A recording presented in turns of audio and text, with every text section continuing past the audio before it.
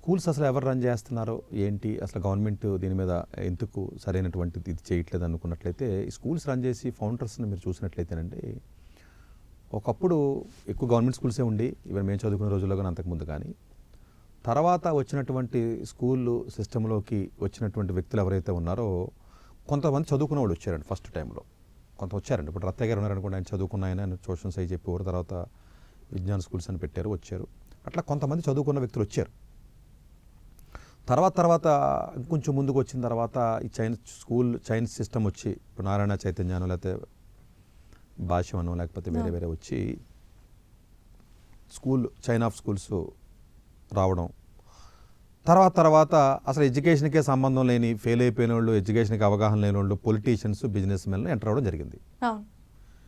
ఇప్పుడు ఏ స్టేజ్కి వచ్చిందంటే సొసైటీ, చదువుకున్నవాడు స్కూల్స్ పెట్టేవారు మామూలుగా చూస్తే మీరు. యాక్చువల్గా ఈ చదువుకున్న వ్యక్తులు ఎవరైతే మీకు స్కూల్స్ పెట్టారో ఇబ్బంది ఉండేది కాదు, కొంత అవగాహన ఉండేది, ఏదో బ్రాంచ్ పెట్టుకున్నారు, చేశారంటే.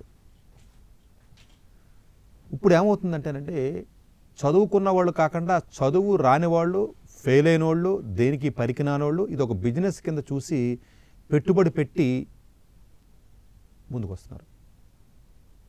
ఇప్పుడు చాలామంది నన్ను ఎన్నో సంవత్సరాల నుంచి,